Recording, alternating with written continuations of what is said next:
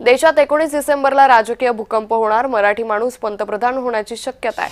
होणारा पंतप्रधान काँग्रेसचा नव्हे भाजपचाच असेल, अमेरिकेचा हवाला देत पृथ्वीराज चव्हाणांनी हा दावा केलाय। पृथ्वीराज चव्हाणांच्या दाव्याला वडेट्टीवारांनीही दुजोरा दिला। मराठी माणूस भारताचा पंतप्रधान होईल, कराडला बोललो मी। अनेकांचे फोन आले, विचारले याचा अर्थ काय, कसं काय, कोण म्हटलं की तुम्ही होणार का? कारण कोणाला त्याची पार्श्वभूमी माहित नव्हती। आता मराठी माणूस पंतप्रधान व्हायचा झाला तर आत्ता बसला माणूस त्याला बाजूला गेला पाहिजे।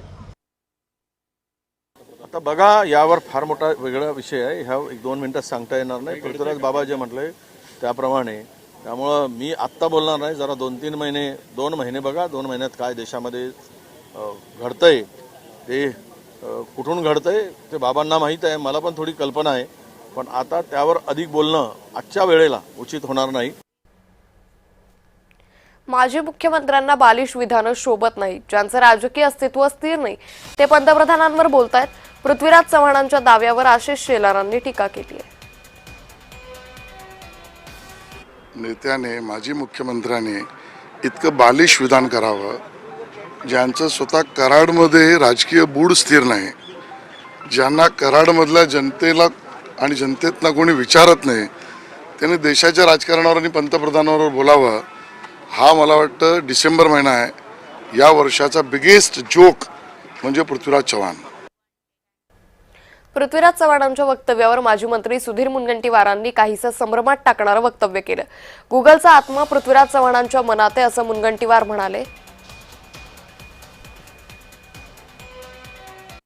त्या अमेरिकेशी काँग्रेसचं संधान आहे हे सिद्ध करतायत का ते?